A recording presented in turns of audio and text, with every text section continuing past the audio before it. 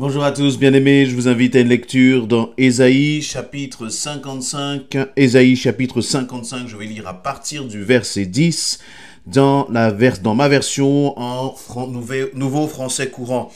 La pluie et la neige tombent des cieux, mais elles n'y retournent pas sans avoir arrosé la terre, sans l'avoir rendue fertile, sans avoir fait germer les graines. Elle procure ainsi de la semence au semeur et du pain à celui qui a faim. Eh bien, il en est de même pour la parole qui sort de ma bouche. Elle ne revient pas à moi sans avoir produit d'effet, sans avoir réalisé ce que je veux, sans avoir atteint le but que je lui ai fixé. Verset 12. C'est dans la joie que vous quitterez Babylone. C'est dans la paix que vous serez ramenés chez vous. Devant vous, les montagnes et les collines éclateront en cris de joie, et tous les arbres des campagnes battront des mains pour applaudir. Au lieu du buisson d'épines, poussera le cyprès. À la place des orties, poussera le myrte. Pour le Seigneur, ce sera un titre de gloire, la marque indestructible qui rappellera toujours ce qu'il a fait pour vous. Amen. Voilà donc le prophète Ésaïe qui Dieu parle à travers son prophète. Et Dieu est bien dit ceci et te dit ceci, que sa parole, la parole de Dieu, elle est comme la pluie et la neige qui descendent des cieux. Lorsque la pluie et la neige tombent sur le ciel, voyez, elle tombe et puis on a l'impression que dès qu'elle touche le sol, elle disparaît. Et puis on l'oublie. La neige, dès qu'elle touche le sol, elle disparaît, on ne la voit plus. Mais Dieu dit ma parole, c'est exactement la même chose. Elle produit son effet. Parce que la goutte d'eau, lorsqu'elle va tomber, elle va commencer justement à participer à l'arrosage du sol, l'arrosage des plantes. Et tout cela va se multiplier, va se transformer pour porter du fruit. Et la parole de Dieu, c'est pareil. Lorsque tu entends la parole de Dieu, parfois toi-même tu as oublié ce que tu as entendu hier. Tu as oublié la parole peut-être qui t'a interpellé avant-hier. Mais la réalité, c'est que même si tu as oublié cette parole de Dieu que tu as reçue, même si tu as oublié ce verset qui, il y a quelques jours, t'avait fait tant de bien, eh bien laisse-moi te dire que cette parole fait son effet dans son cœur. Elle fait son effet dans ta pensée. Elle te transforme. Parfois, tu ne t'en aperçois même pas. Il y a quelque temps de cela, j'étais interpellé parce que, je disais, mais Seigneur, j'ai pas beaucoup de mémoire, j'ai du mal à retenir, parfois même ce que j'ai enseigné il y a quelques jours après, je l'ai oublié, et puis, je disais, mais Seigneur, où est-ce que tout cela va? Si je l'oublie, eh bien, ça perd de son impact, ça perd de sa valeur, c'est presque pour rien, Seigneur. Qu'est-ce que je peux faire pour ma mémoire? Et le Seigneur me rappelait en fait que sa parole, vous voyez, c'est comme une vitamine. Cette vitamine, lorsque tu la prends, lorsque tu la manges, eh bien, tu ne vois pas comment, mais elle se transforme en toi. Et puis, elle va commencer à, justement, jouer son rôle dans ton corps, alors que toi, tu ne t'en souviens même pas. Le plat, peut-être que tu as mangé il y a 5 jours de cela, tu oublies ce que tu as mangé. Mais ce que tu as mangé te fait du bien, se transforme en vitamines, en glucides, en minéraux, en je ne sais quoi d'autre, en des éléments nutritifs qui te font du bien. Et la parole de Dieu, c'est la même chose. Je crois qu'il ne faut jamais que nous puissions croire que sa parole n'a pas d'effet. La parole de Dieu, lorsqu'elle est envoyée, lorsqu'elle est relâchée, elle a un effet. Lorsque tu lis un verset, lorsque tu médites sa parole, même lorsque tu ne comprends pas, Dieu produit son effet à travers ta vie. À tel point que le Seigneur donc prend cette comparaison entre sa parole et la pluie ou la neige. Ce sont des éléments qui paraissent tellement éphémères, tellement sans impact. Et pourtant, le Seigneur dit cette pluie, elle transforme cette terre. Et la parole de Dieu, elle transforme ton cœur. Laisse-toi encore imprégner de sa parole. Et peut-être aussi que tu passes par un temps de découragement. Peut-être que tu as des pensées, j'allais dire, sombres, des pensées ténébreuses parfois, des pensées de dépression parfois. Eh bien, jette-toi dans la parole de Dieu. Lis-la et lis-la encore. Prie. Et puis, lorsque tu vas faire cela, crois que le Seigneur te bénit. Crois que le Seigneur te renouvelle au-delà de tes sentiments, au-delà de ce que tu ressens et de tes émotions. C'est une question de foi. Pourquoi nous pouvons avoir foi? Pourquoi est-ce que tu peux avoir foi de ce que la parole te fait du bien, même si tu ne t'en aperçois pas? Eh bien, parce que Dieu dit ceci au verset 11, « Eh bien, il en est de même pour la parole qui sort de ma bouche, dit Dieu. Elle ne revient pas à moi sans avoir produit d'effet, sans avoir réalisé ce que je veux, sans avoir atteint le but que je lui ai fixé. » Dieu insiste. Je reprends ce verset 11, la deuxième partie. Il dit que sa parole ne revient pas à lui sans avoir produit d'effet, sans avoir réalisé ce qu'il veut, sans avoir atteint l'objectif qui lui est fixé. La parole de Dieu, elle est intentionnelle. La parole de Dieu, ce n'est pas seulement une poésie.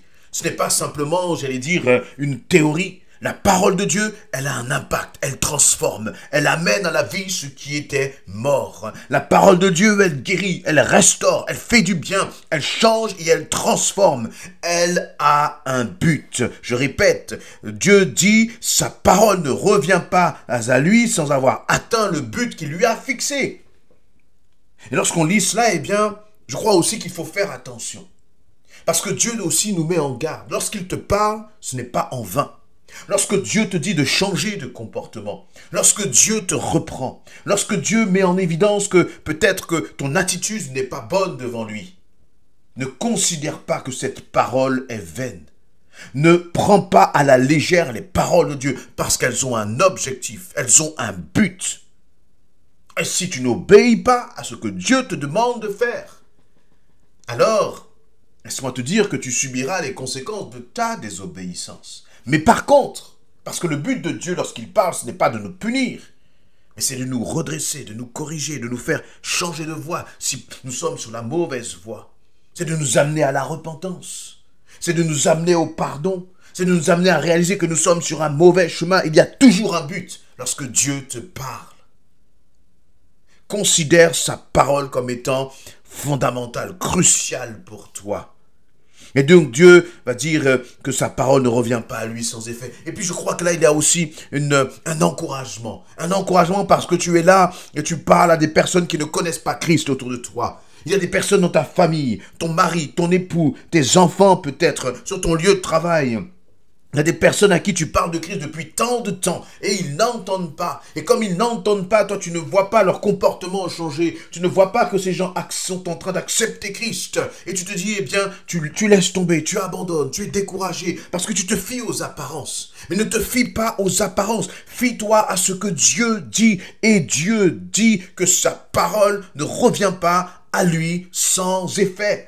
Vous voyez, la parole de Dieu, c'est comme, j'allais dire, une puissance que Dieu relâche. Et si cette parole revient à lui, qu'elle n'a pas produit un effet, c'est comme si Dieu dit non, tu retournes.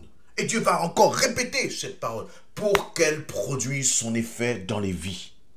Une parole de joie, un verset qui encourage. À quelqu'un qui est dans la dépression, je crois que cette parole transforme et fait du bien et relève cette personne.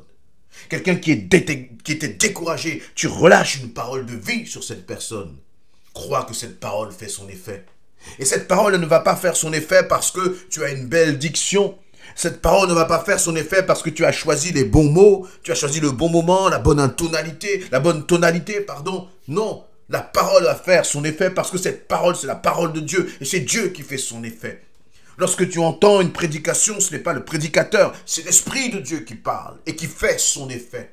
Et lorsque toi, tu vas parler, même si tu crois que tu ne sais pas bien parler, même si tu crois que tu n'as pas les bons mots, même si tu crois que tu as l'impression que ce que tu dis n'est pas forcément correct, n'est pas toujours juste, lorsque tu dois partager l'évangile à quelqu'un qui ne connaît pas le Seigneur, peu importe. L'essentiel, c'est que tu laisses le Saint-Esprit parler à travers toi, parce que la parole du Saint-Esprit, elle a toujours un effet.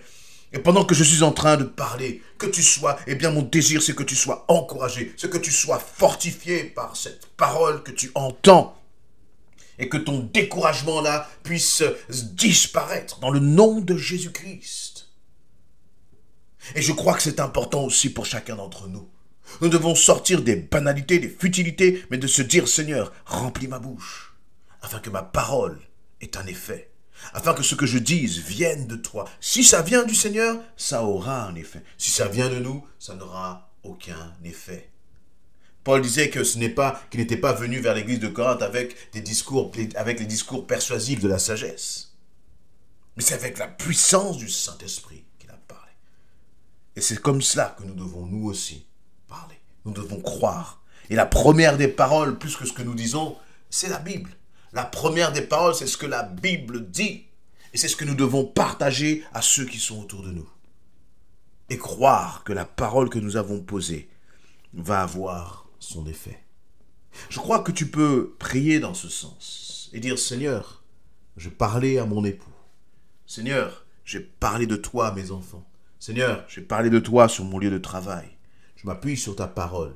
Tu dis ceci, Seigneur, au verset 11, que la parole qui sort de ta bouche, elle ne revient pas à toi sans effet, sans avoir produit d'effet, sans avoir réalisé ce que toi tu veux, sans avoir atteint le but que toi tu as fixé, Seigneur. Il est intéressant, je terminerai avec cette pensée, c'est que c'est Dieu qui fixe le but. C'est Dieu qui fixe l'objectif de sa parole. La parole de Dieu ne va pas toujours produire ce que nous voulons. Mais ce qui est important, c'est que c'est ce que Dieu veut qui se produise lorsque sa parole est relâchée. Amen.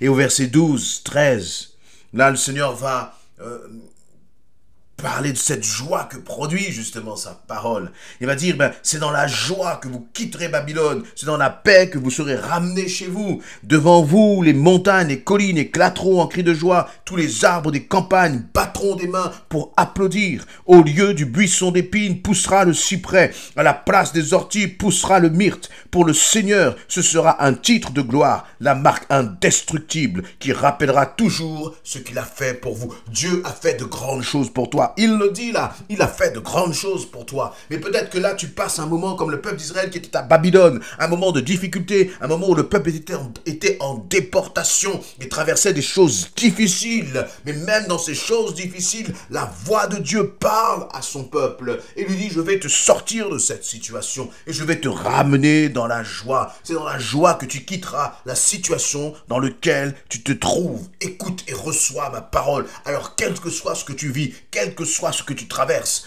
entends la voix de Dieu qui te dit qu'il prend soin de toi et qu'il te sortira de ton Babylone pour t'emmener dans un terrain de paix et de joie. Amen.